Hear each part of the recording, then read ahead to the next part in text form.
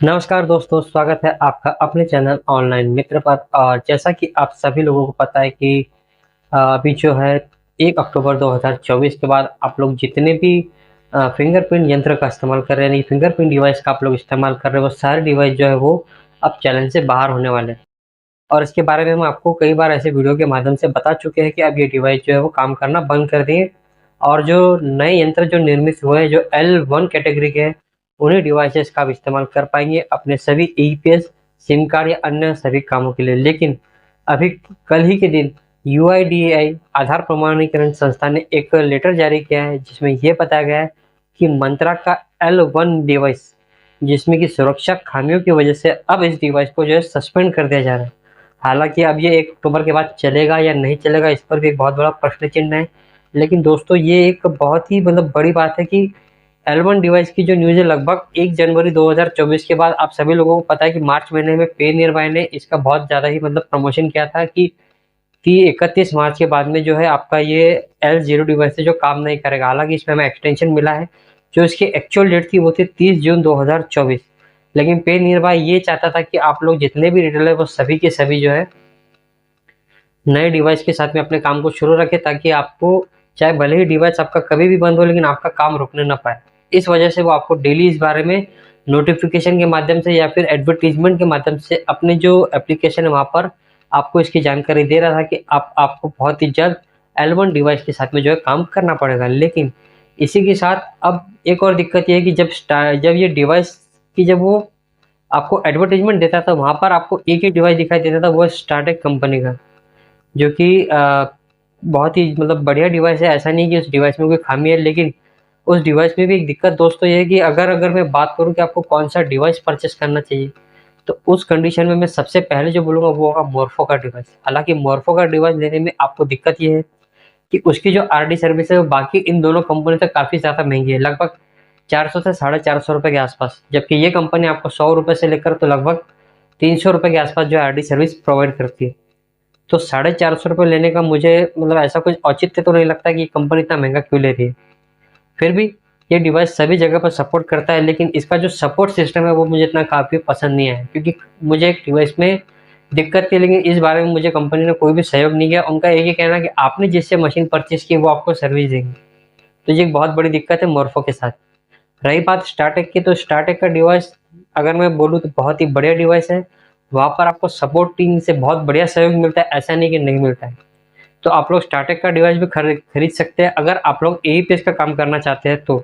बाकी अन्य कोई ऑनलाइन काम करना चाहते हैं तो वहाँ पर मैं आपसे यही कहूँगा कि आप स्टार्टेक डिवाइस ना खरीदें, क्योंकि कई सारी वेबसाइट पर, खासकर अगर आप लोग एनएसडीएल की आईडी लेके रखें, तो वहाँ पर आपको स्टार्टेक डिवाइस का जो सपोर्ट देखने को नहीं मिलता है। तो ऐसे में ये दिक्कत वहाँ भी आपको देखने को मिलेगी कि आपका पैन कार्ड वहाँ बन नहीं पाएगा।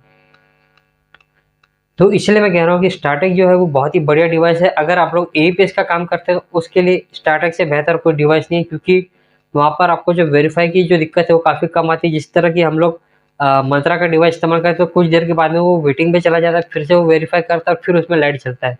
तो ये मंत्रा की दिक्कत है, लेकिन स्टार्टेक में ऐसी दिक्कत आपको देखने को नहीं मिलती है, और ना ही मोरोफो में। वो डिवाइस जैसे हम मोबाइल पे कनेक्ट करते हैं वो हमेशा जो है कंटिन्यूसली काम करते हैं, ज़रा भी वो ग्लिच नहीं करते। लेकिन वहाँ पर मंत्रा का जो सर्वर है उसे ग्लिच कर देता है। अब बात करते हैं L1 डिवाइस के लेकर, तो इस पर यूआईडीआई का क्या कहना है और अब 1 अक्टूबर के बाद क्या होने वाला है। क्या इसके L0 डिवाइस काम करते रहेंगे या फिर नहीं करेंगे, या फिर L1 जो डिवाइस है जिन लोगों ने अभी खरीद लिया उनके साथ में क्या होने वाला है। क्या ये डिवाइस का जो उनका पैसा है उन्हें रिफंड किया जाएगा या फिर वो पैसा उनका डूब जाएगा। हालांकि इस पर अभी तक कोई जानकारी प्राप्त नहीं हुई है, लेकिन अभी जो हमारे पास जो लेटेस्ट जानकारी मिली, जो लेटर है, उसमें उनका क्या कहना है, पहले इसके बारे में हम लोग जान लेते हैं और उसके बाद में हम जानेंगे कि अब आप लोगों को आगे क्या करना है। तो यूआईडीआई ने ये लेटर कब जारी किया उसके मैं डेट के साथ में मैं आपको बताऊंगा। यहाँ पर इसका आपको स्क्रीन पे अपनी शेयर करूंगा। तो ये जो लेटर दोस्तों जारी हुआ वो 27 सितंबर 2024 इस दिन जारी किया, और यहाँ पर जो इनका सब्जेक्ट है suspension of the certificate issue, इन्हें अभी तक इसका सर्टिफिकेट नहीं दिया गया है कि इनका जो बायोमेट्रिक डिवाइस है वो चलन में होगा या नहीं। क्यों, वो भी बता रहा हूँ।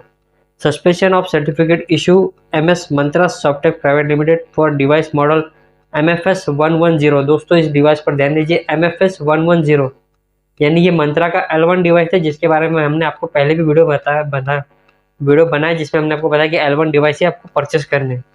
तो यहाँ पर आपको अगले आदेश तक की ये डिवाइस जो है वो आप आगे काम नहीं करेंगे।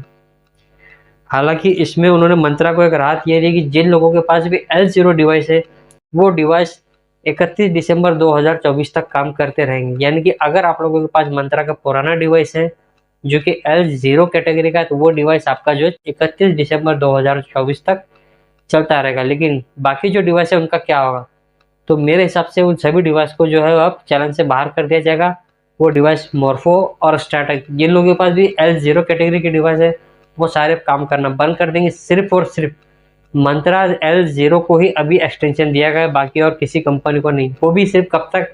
अगर इन 3 महीनों के अंदर मंत्रा L1 डिवाइस अगर काम करना ठीक से शुरू नहीं करते, यानी कि अगर इसमें कोई सॉफ्टवेयर की दिक्कत है और सॉफ्टवेयर के माध्यम से अगर उस दिक्कत को ठीक नहीं किया जाता है, तो फिर इन सभी डिवाइसेस को मंत्रा को वापस लेना होगा और आपको बदले में कोई दूसरे नए डिवाइस जो है वो आपको मतलब एक्सचेंज करके आपको दूसरे डिवाइस देने ऊपर। पर किन कस्टमर्स को? जिन कस्टमर्स ने L1 डिवाइस खरीदा है अभी, जो उन्होंने जिस पर UIDAI ने सस्पेंशन लगा, उन्हीं डिवाइसेस को।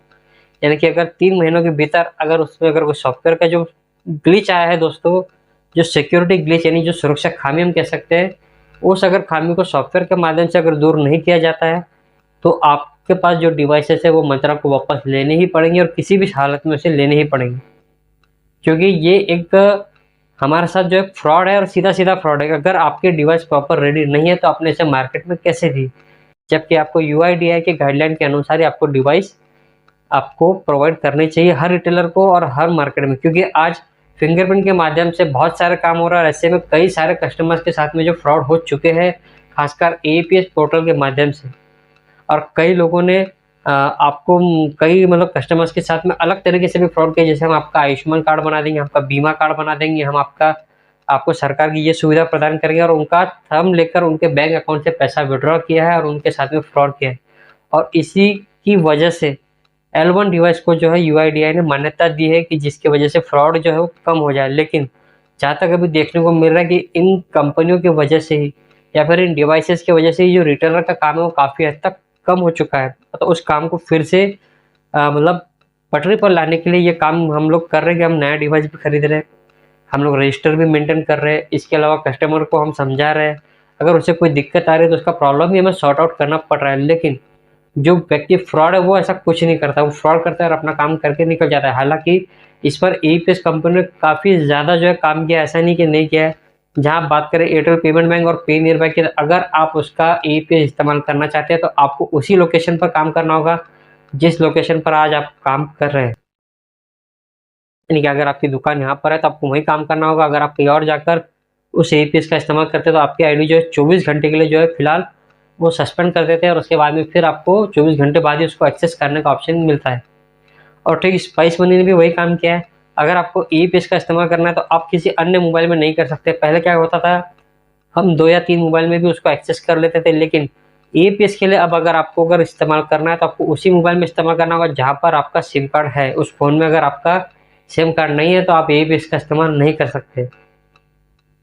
तो इसी तरह दोस्तों ये जानकारी बहुत ज़रूरी, खासकर अब जो लोग मंत्रा के MFS 110 को खरीदने वाले हैं उन लोगों के लिए। हालांकि मैंने आप लोगों को पहले भी बता दिया था कि आप लोगों को अगर ये डिवाइस परचेस करना है तो आप लोग ऑनलाइन परचेस कीजिए जिसमें आपको रिटर्न पॉलिसी मिले।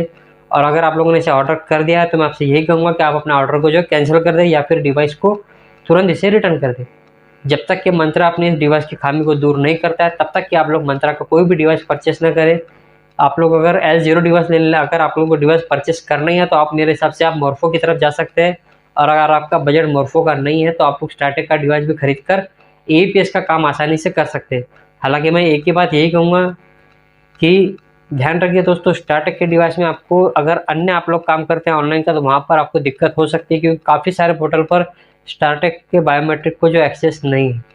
हालांकि बहुत सारी वेबसाइट पर काम करता है लेकिन मतलब कुछ वेबसाइट्स पर आपको स्टार्टेक का जो सपोर्ट देखने को नहीं मिलता, खासकर NSDL पैन कार्ड पर पहले मिलता था लेकिन अब वो बंद हो चुका है। पता नहीं क्यों क्या बंद, लेकिन अब वहाँ पर वो काम नहीं करता। और मैंने अब इस वीडियो के माध्यम से आपको सीधी सीधी बात बताई कि मैं किसी भी कंपनी का प्रचार या प्रसार या फिर मैं किसी की बुराई नहीं कर रहा हूँ। सीधी बात यह है कि हमारे जितने भी रिटेलर हैं जो हमारे वीडियो के माध्यम से जो जानकारी प्राप्त करते हैं उन्हें जो सही और सटीक जानकारी मिले, ताकि उनका किसी भी तरह का आर्थिक नुकसान ना हो।